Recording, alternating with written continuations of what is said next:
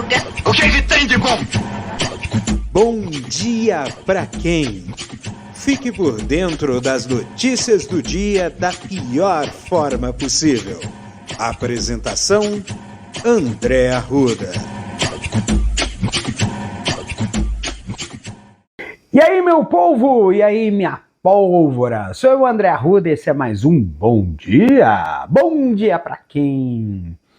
Quartou no quartil, mais uma quarta-feira. Eu acho que é mais uma quarta-feira.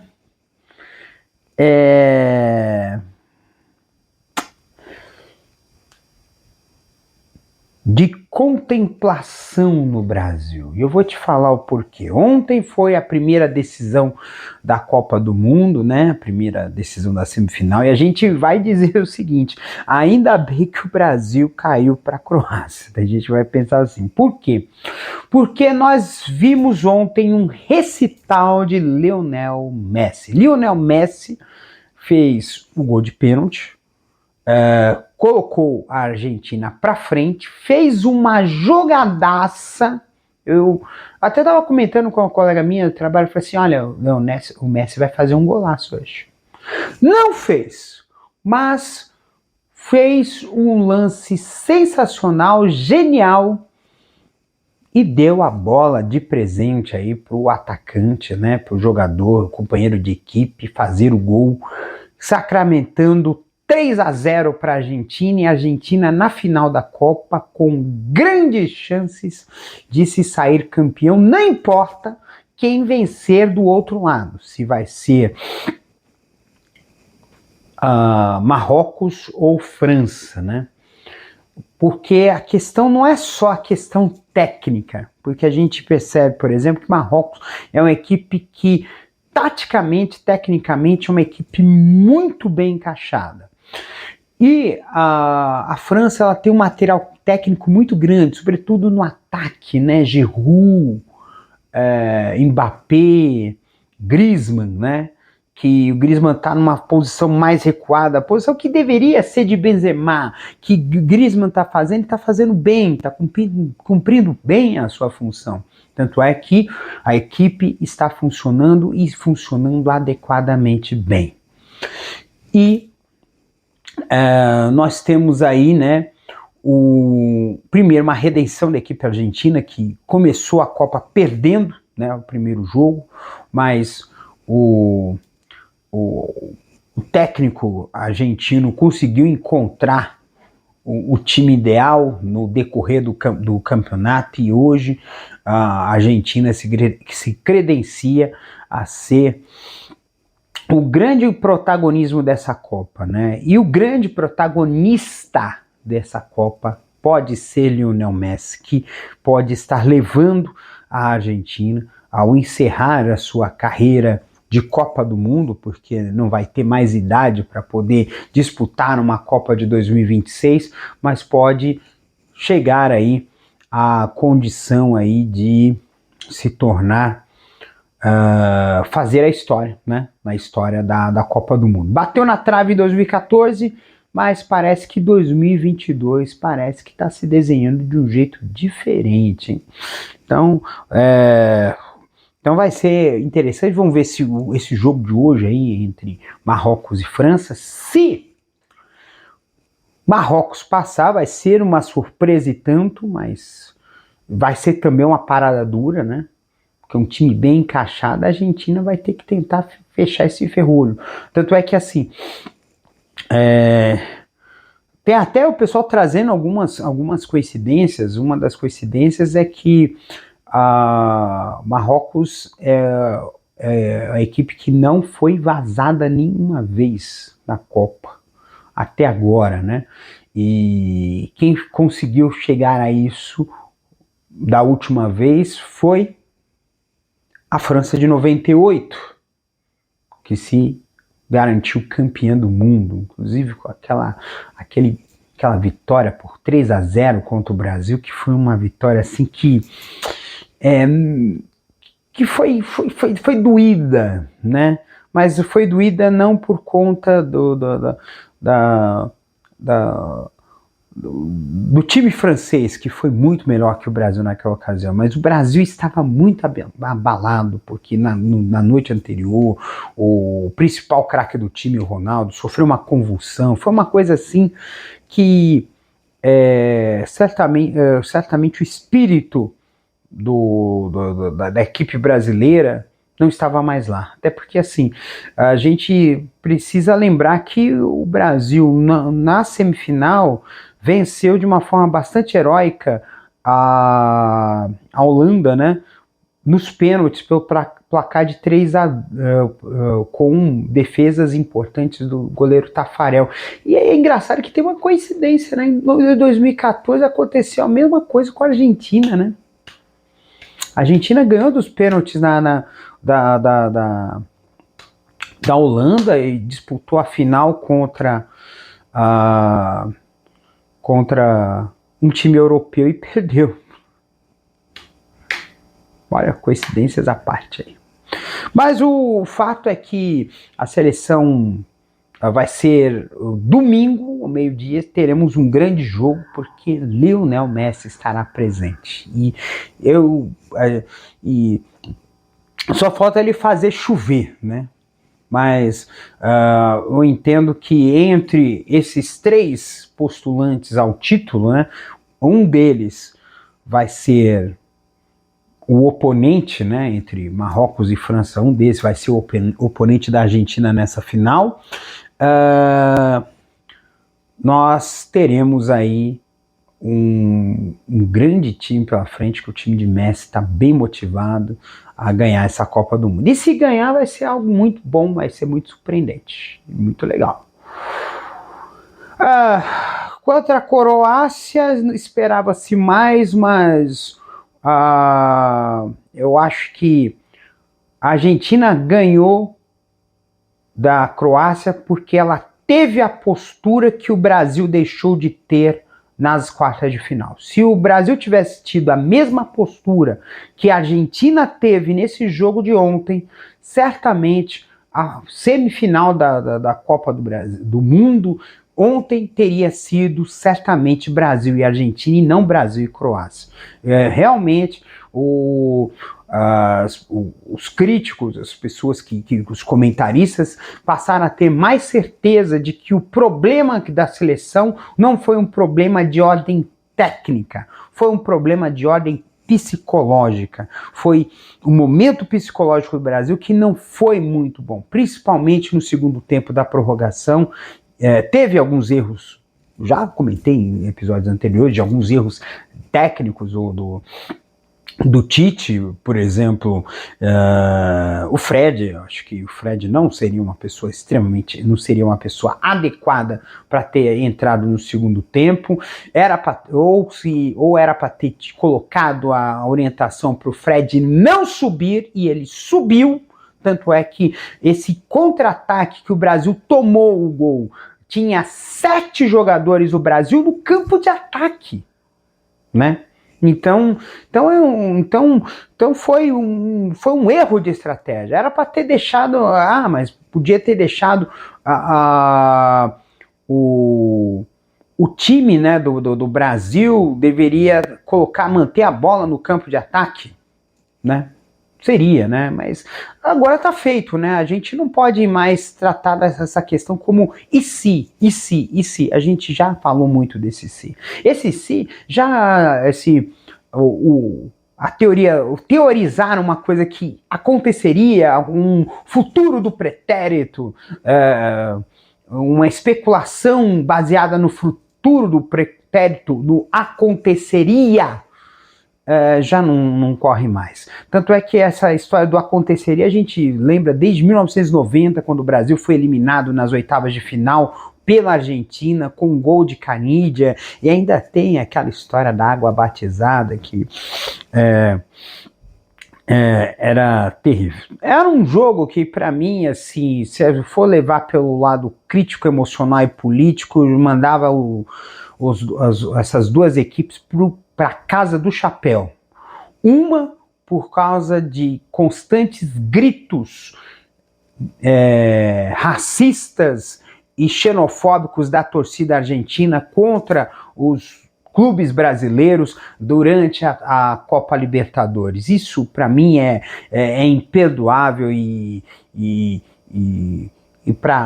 o futebol argentino mereceria o pior dos martírios por conta dessa postura asquerosa de sua torcida. E a segunda é que o time da Croácia foi flagrado no vídeo recentemente cantando uma música de um cantor, não sei se é um cantor croata ou é um cantor iugoslavo, que tinha pensamentos e ideologias claramente fascistas. Então, assim, entre a briga entre a Argentina e Croácia, eu estava torcendo para a briga, eu não queria que ninguém ganhasse. Mas nesse caso, os deuses da bola foram justos, mas não por causa da Argentina, e sim por causa do Messi. O Messi, realmente, ele é um jogador fora de série e sim, mereceria um lugar na história, principalmente após a morte do grande ídolo argentino Diego Armando Maradona, um dos grandes nomes do futebol mundial que infelizmente nos deixou alguns anos atrás. Vida que segue.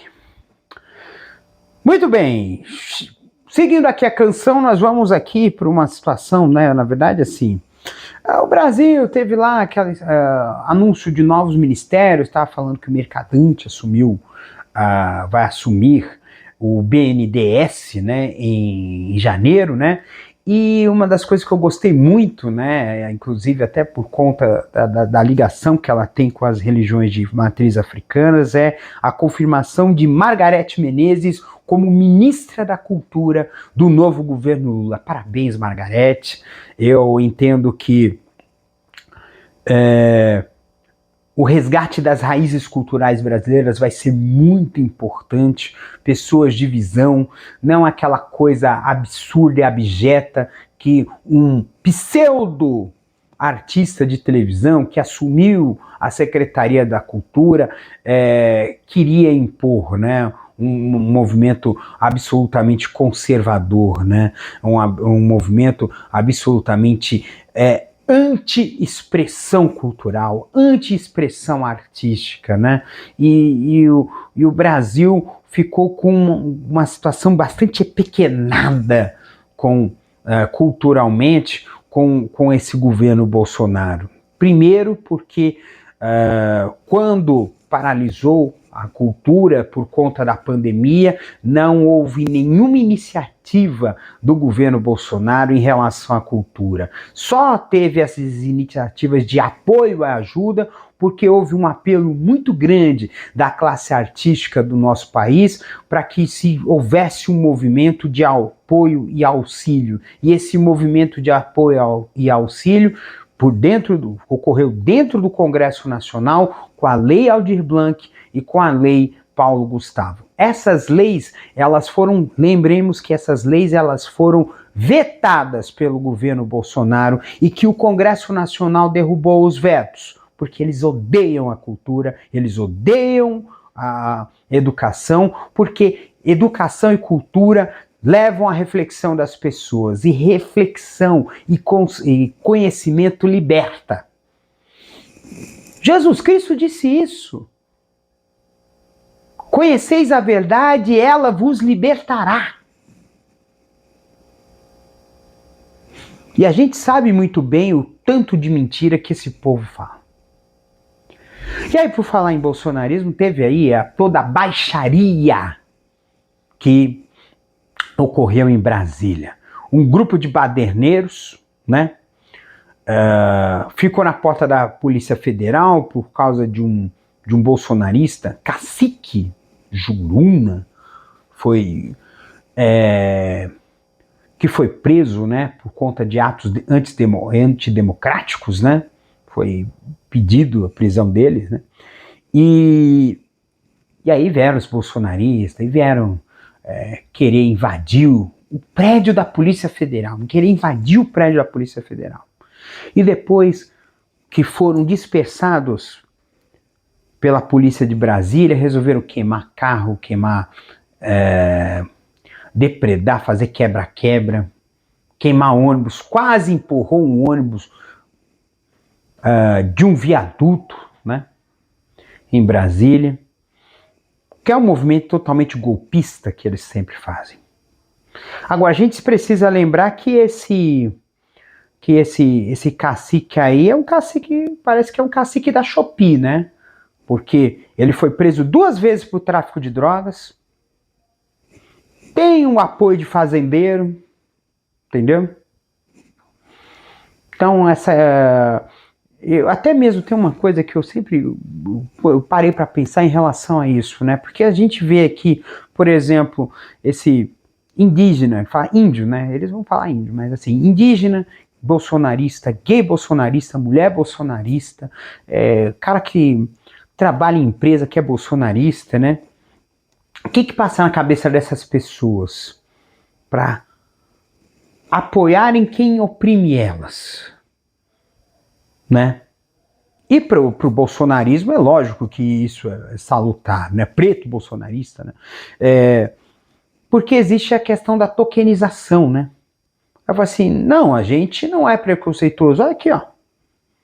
Nós temos o que a gente não tem genocídio indígena nesse Brasil. Olha aqui, ó, o índio aqui do nosso lado. Não tem aqui homofobia nesse Brasil. Olha aqui o gay aqui do nosso lado. É esse o tipo de pensamento que eles falam. Isso a gente chama de tokenização. É colocar alguém para dizer que não é aquilo que eles realmente são. A gente sabe que eles são. Ah, porque é bolsonarista. Não. Eu sempre lembro acho que tem uma charge da Laerte que eu acho muito louco. Acho a charge da Laerte muito louca. Que é a história do monstro, do cachorro do ódio, né? Os milicos pegam e... Quer dizer, eu não sei se é milicos, mas a gente sabe que o pessoal que é do movimento golpista aí, esses reacionários, né? Colocaram um cachorro e começou a atacar grupos que esses reacionários odeiam. Sindicalista, LGBT, mulher, coisa e tal. E foi atacando e o pessoal dando risada. De repente, me vem esse cachorro enorme, prestes a atacá-los. Então, o ódio é insaciável. A gente sempre lembra disso. Então, por mais que você esteja do lado desses caras, porque aquele pensamento tolo, né, de que se você não pode com ele, junte-se a eles, isso é um pensamento tolo. É uma espécie de síndrome de Estocolmo, né? Você fica do lado dos caras para os caras não te matarem. Mas eles querem te matar. Não adianta dizer que se você ficar do lado deles, eles vão te respeitar. Eles nunca te respeitaram. E nunca vão te respeitar. Essa é a tokenização. E essas pessoas que entram do lado deles, o que elas pensam? Tem múltiplas interpretações. Elas podem achar que elas podem se sentir defendidas, acolhidas, se impor a outros iguais a eles. Porque isso é isso. Tem muito gay tem muita gente que é LGBT que é bolsonarista que fala assim, não, você é bolsonarista mesmo, porque eu odeio esse bando de viadinho aí que tá atrapalhando a minha vida. Tem gente que pensa assim, olha só o pensamento dos caras. Pensa assim, não, eu odeio esses povo, esse fica aqui tudo afetado aí.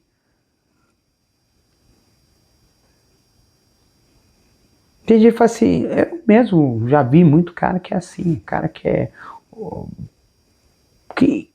é homossexual mesmo, que é gay, que é lésbica, e fala assim, não, eu sou gay, mas eu não sou viado, eu sou gay, mulher fala assim, eu sou lésbica, mas eu não sou sapatão, eu sou normal, olha isso, eu sou normal, normal? Eu acho que é um erro falar assim, eu sou normal. Porque normal é aquele que se adequa a uma norma. E muitas vezes a norma, ela nos estrangula, a norma, ela nos poda, a norma, ela nos amputa.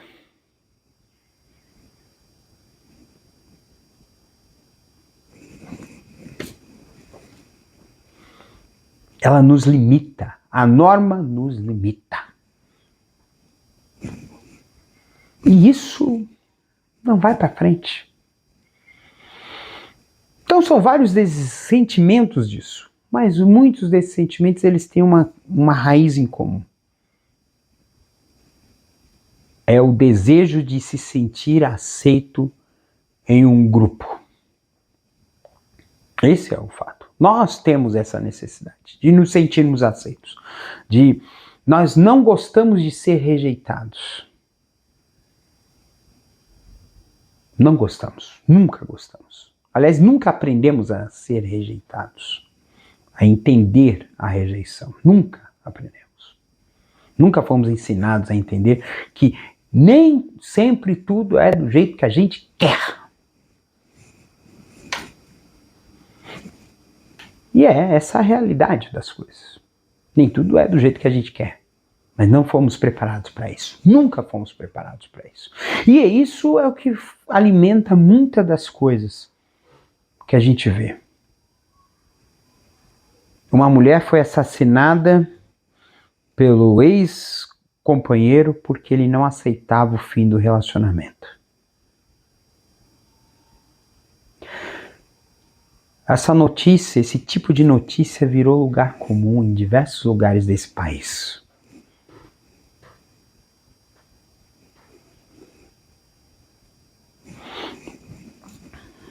E aí a gente tem essa cultura de querer impor as nossas vontades aos outros. Não aceitar que para poder ter um relacionamento precisa ambos estarem de acordo. E que haja o respeito do espaço do outro, da integralidade do outro. Então, gente, quando eu vejo todo esse movimento aí que está fazendo, que é um movimento barulhento, que querem realmente fazer a zona mesmo, e ver essa tokenização que envolve tudo isso, eu realmente fico indignado com tudo isso. Porque é indignado não com quem põe essa tokenização, mas com quem aceita. Eu quero abrir a cabeça dessa pessoa e falar assim, meu amigo, minha amiga, os caras estão te usando. Estão usando você. Mas eles nunca te gostam de vocês, nunca te querem. Tem um ex-deputado, um futuro ex-deputado aí, que é homossexual, que é conservador, o caramba quatro. Ele fala as coisas dele, defende com unhas e dentes esse protofascismo. Mas eu percebo que é uma pessoa extremamente frustrada, ela se poda. Parece que não ama ninguém. Parece que não transa, não faz nada. Não faz. Porque ele acredita, ele carrega dentro de si parece que ele carrega dentro de si uma culpa tão grande, gente, que para poder sanar essa culpa, ele precisa rejeitar tudo aquilo que ele é. Aí é difícil. Aí é muito difícil. Não podemos rejeitar aquilo que nós somos. É muito complicado. Bem, quarta-feira no Brasil é quartou no quartil, né? E assim, mano, você percebeu que essa parte eu falando de política Já coloquei algumas coisas de filosofia, dei umas filosofadas ferradas aqui, né? Lição de moral, lição de valor, né? E assim, eu sou um cara que, talvez vocês tenham notado, eu sou um cara que tô tendo uma conexão muito forte com a minha espiritualidade. É difícil você se reconectar no mundo em que você